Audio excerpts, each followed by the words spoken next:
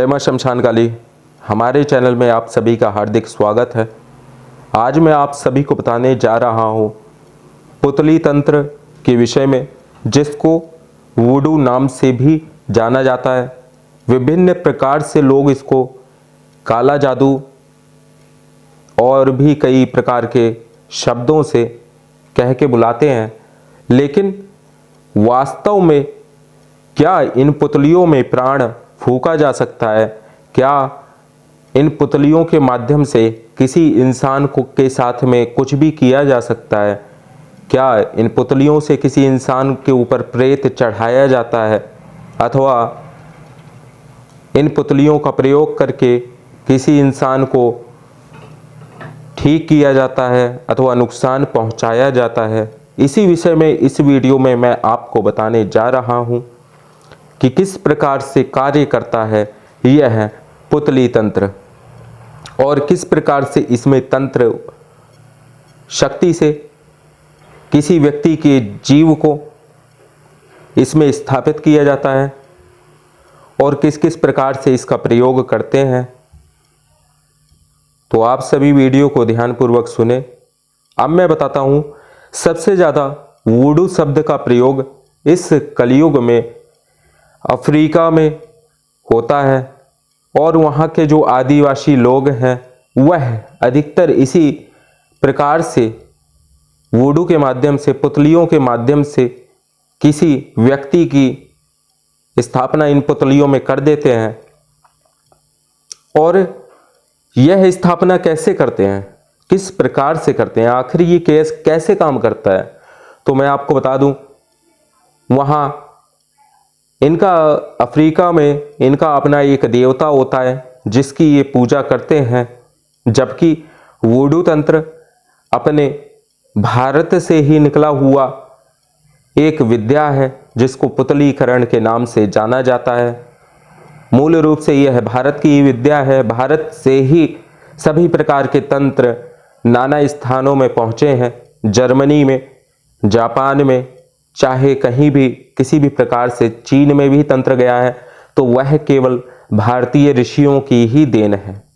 आज वहाँ लोग कहते हैं कि मैंने यहाँ चीन में ये तंत्र किया जाता है। आखिर वो देन किसकी है? वो देन तो केवल भारतीय परंपरा से ही कहीं ना कहीं संबद्ध है। आखिर इन पुतलियों में किसी भी व्यक्ति का डीएनए पहले तो कार्य करता है। डीएनए जैसे कि उसका कोई बाल हो, या फिर पुरुष है तो उसके दाहिने पैर के नीचे की मिट्टी, स्त्री है तो उसके बाएं पैर के नीचे की मिट्टी इन पुतलियों के हृदय अथवा संबंधित अंग में स्थापित किया जाता है। और फिर प्राण चेतना मंत्र के आधार पर कुछ ऐसे विशेष मंत्र होते हैं जिसको इन पुतलियों में उन मंत्रों का बोल करके उस व्यक्ति की प्राण की स्थापना, जीव की स्थापना की जाती है। और इसमें जो शक्ति कार्य करती है वह सकारात्मक भी हो सकती है, नकारात्मक भी हो सकती है। और ये इस प्रकार की पुतलियाँ विशेषकर तैयार की जाती है जिसके माध्यम से उस व्यक्ति के क्या लक्षण है, कहाँ पर क्या है, वह सब इन्हीं पुतलियों के माध्यम से किया जाता है। जैसे अगर हम किसी का वशीकरण करते हैं तो अगर मैं इस पुतली पर प्रयोग करता हूँ तो वह संबंधित व्यक्ति वश में हो जाएगा। इसी से उच्चाटन भी किया जा सकता है। इन्हीं पुतलियों के माध्यम से विद्वेषण भी किया जा सकता है, अर्थात दो व्यक्तियों को अलग किया जा सकता है। उन दोनों के बीच में लड़ाई झगड़े लगाए जा सकते हैं, करीब भी लाया जा सकता है इन्हीं पुतलियों के माध्यम से। यह विशेष प्रकार की संरचना होती है और जैसा जिसका स्वरूप होता है उसी प्रकार से विभिन्न प्रकार के आटों से, जैसे उड़द का किसी का रंग काला है तो उसको काली उड़द से उस व्यक्ति का पुतला बनाया जाता है। किसी का रंग गोरा है तो उसका पुतला वैसी ही श्वेत रंग के पुतले बनाए जाएंगे। उसके शरीर पे क्या लक्षण है, उस लक्षण के आधार पर उस पुतले का निर्माण किया जाएगा और फिर संबंधित देवता को या तो बलि के माध्यम से अथवा मंत्र के माध्यम से प्रसन्न करके उसका भोग प्रसाद दे करके तब इन पुतलियों का चालन होता है। और इस पर जो भी शक्ति या मंत्र अथवा किसी भी सुई का प्रयोग किया जाए तो उस सामने वाले जिसके नाम से यह पुतली बनी है उस व्यक्ति पर इस पुतली के ऊपर जो भी क्रिया की जाएगी उसका सीधा प्रभाव, तुरंत के तुरंत प्रभाव उस व्यक्ति के ऊपर पड़ेगा। उस व्यक्ति की क्या वो परफ्यूम यूज करता है, संबंधित व्यक्ति क्या परफ्यूम यूज करता है, उसके शरीर की गंध कैसी है, इन पुतलियों में उस विशेष गंध को बनाया जाता है। फिर अपनी शक्ति से इसके ऊपर हम कोई भी देवता या किसी भी प्रकार की शक्ति चला सकते हैं, स्थापित कर सकते हैं, जो कि हमारा कार्य सिद्ध करके आती है। इसी को पुतलीकरण और वुडू के नाम से जाना जाता है। आखिरकार लोग इसको काला जादू ही क्यों कहते हैं? अगर हम नकारात्मक रूप से किसी ऊर्जा का इस्तेमाल इन पुतलियों पर करेंगे तो यही काला जादू अथवा ब्लैक मैजिक के तौर पर कार्य करेगा। और अगर हम सकारात्मक अर्थात किसी के ऊपर भूत प्रेत बाधा है उसको उतारने के लिए इन पुतलियों का सहारा ले सकते हैं। जिस प्रकार अगर किसी मनुष्य से भूल हो गई है और उसके ऊपर प्रेत बाधा से वह पीड़ित है, अगर उसके प्रेत को हटाया जाए तो एकदम से उसका प्राण भी जा सकता है। तो उसके लिए हम क्या करते हैं, इस पुतली में उस संबंधित व्यक्ति के प्राण की स्थापना करके अपने देवता के माध्यम से इसको सजीव रूप में चैतन्य करते हैं।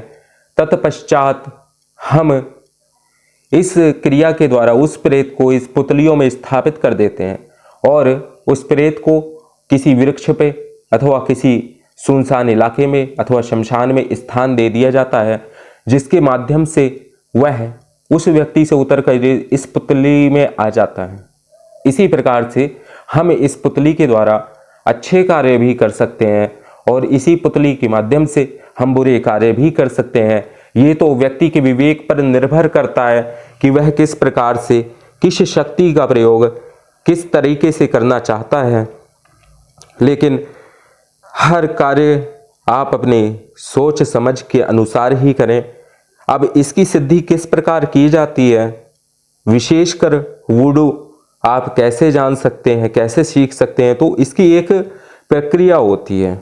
अगर आप ब्लैक मैजिक में मतलब कि पारंगत होना चाहते हैं तो यह एक मैली क्रिया के अंतर्गत आता है और इसमें आपको भूमि के अंदर गड्ढा खोद कर बहुत ही गंदी तरीके से उसमें रहना पड़ता है। यह सब गुप्त रूप से क्रिया विधि करनी आवश्यक होती है, क्योंकि वह देवता वह शक्ति आपको सिद्ध होती है जिसका इन पुतलियों पर अधिकार होता है। तो इसमें अपने ही मलमूत्र को उस दीवारों पर लगाकर बहुत ही गंदी और शुद्र मतलब कि कह सकते हैं घृणात्मक क्रिया, साधारण व्यक्ति के लिए वह क्रिया घृणात्मक ही होगी। ऐसी क्रिया के माध्यम से कुछ दिनों के भीतर ही उस भयंकर शक्तिशाली देवता को सिद्ध किया जाता है और फिर उसी देवता के माध्यम से आहार बलि आदि चढ़ा करके इन काले जादुओं को किया जाता है, पुतली को सजीव किया जाता है। यहाँ इस पे हम प्रयोग करते हैं। अगर मैं इसमें सुई चुभाऊंगा तो सामने वाले जिस व्यक्ति के नाम से यह पुतली बनी है उसके भी दर्द होगा इसी प्रकार का। तो आप अगर ये सिद्धि करना चाहते हैं तो यहाँ मैं आपको किसी भी प्रकार का मंत्र नहीं दूंगा।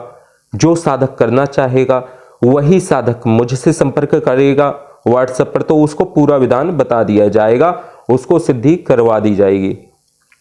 इस माध्यम से यह आपके कई प्रकार के कार्य सिद्ध कर सकता है, लेकिन आपके पीछे जो गुरु होता है बिना उसकी आज्ञा के आप ऐसा किसी भी प्रकार का प्रयोग ना करें, क्योंकि हर एक क्रिया की विपरीत प्रतिक्रिया अवश्य होती है।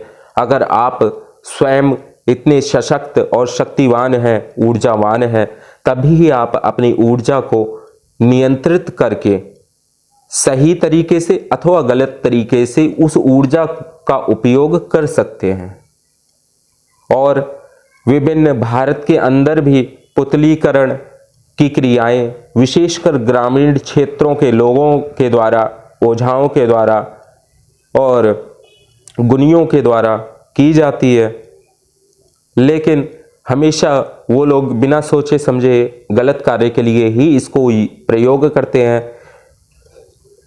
अब आपको इसको ठीक प्रकार से कैसे प्रयोग करना है, क्या हम इस पुतलियों के माध्यम से किसी व्यक्ति का अच्छा भी कर सकते हैं, क्या धन योग का निर्माण किया जा सकता है इन पुतलियों के कारण से?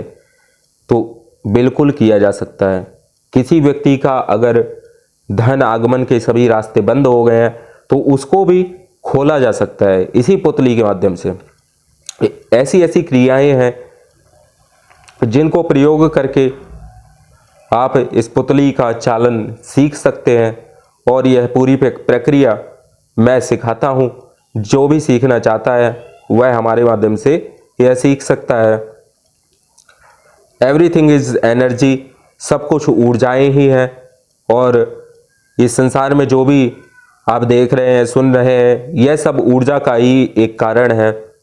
ऊर्जा कहा जाता है ना तो कभी नष्ट होती है, ना ही इसे उत्पन्न किया जा सकता है, बस इसको एक रूप से दूसरे रूप में परिवर्तित ही किया जा सकता है।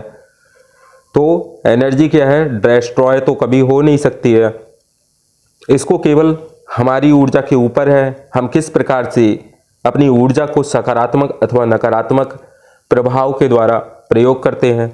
जैसे अगर कोई व्यक्ति बुरी नियत से किसी व्यक्ति की ओर भावना करता है तो उसको कहा जाता है एवलाइज, यानी उसको नजर लग गई है। ठीक है, तो नजर ऐसी होती है कि बड़े से बड़े इंसान को भी जो है खा जाती है, चाहे वह कितना ही सशक्त और बलवान क्यों ना हो, लेकिन उसका जीवन एक पतन की ओर चल देता है।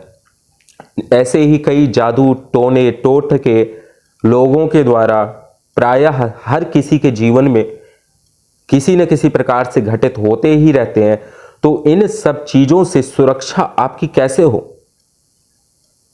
इस विषय पर भी मैं आपको आगे आने वाले समय में बताऊंगा कि किस प्रकार से आप जादू टोने टोटके ब्लैक मैजिक से बच सकते हो। अगर ब्लैक मैजिक है तो उसको रिमूव कैसे कर सकते हैं, उस ऊर्जा को कैसे परिवर्तित कर सकते हैं, यह सब चीजें आपको जानकारी अगली आने वाली वीडियो में दी जाएगी। विशेषकर आज वुडू और पुतलीकरण तंत्र आपको पूर्ण रूप से स्पष्ट हो ही गया होगा कि इसके माध्यम से किसी भी सकारात्मक अथवा नकारात्मक क्रिया को किया जा सकता है। जैसे देवताओं की मूर्तियां होती हैं तो उसमें भी प्राण स्थापना करके उसकी पूजा की जाती है, वहीं इन पुतलियों को या तो कहीं लटकाया जाता है, या जमीन में गाड़ा जाता है, या आग में तपाया जाता है, तो इस या पानी में इसको बहा दिया जाता है। तो इसके माध्यम से कई ऐसे तरीके हैं जिसको प्रयोग करके उस कार्य को सिद्ध किया जा सकता है। और सामने वाला व्यक्ति का क्या तत्व है, किस प्रकार से हम इसकी क्रिया को संपन्न करेंगे, यह पूरी एक विशेष पुतलीकरण तंत्र की विद्या है। जो कोई इस विद्या को सीखना चाहते हैं वह हमारे माध्यम से जानकर इस विद्या को सीख सकते हैं। यह दो प्रकार से सिद्ध होती है, एक तो इसका सकारात्मक रूप है और एक इसका नकारात्मक रूप भी है। नकारात्मक रूप में आपको बहुत गंदा होकर के गड्ढे के अंदर पाताल क्रिया के माध्यम से इसकी साधना की जाएगी, और जो सकारात्मक तरीका है उसमें एक विशेष प्रकार का देवता होता है जिसकी पूजा करके आप यह पुतलीकरण क्रिया केवल अच्छाई के लिए प्रयोग करके इसे सिद्ध कर सकते हैं। तो दोनों ही प्रकार की साधना अर्थात सात्विक साधक और तामसिक साधक, जो दोनों ही व्यक्ति इस क्रिया को सीख सकता है। यह क्रिया अधिक समय नहीं लेती है और कम ही समय में आप इसके जानकार बन सकते हो अपना, और आप जिसे चाहते हो उसको ठीक कर सकते हो। तो आज के लिए बस इतना ही। अगले विशेष अंक में आपको किसी अन्य विषय पर विस्तार पूर्वक बताया जाएगा। जय मां शमशान काली।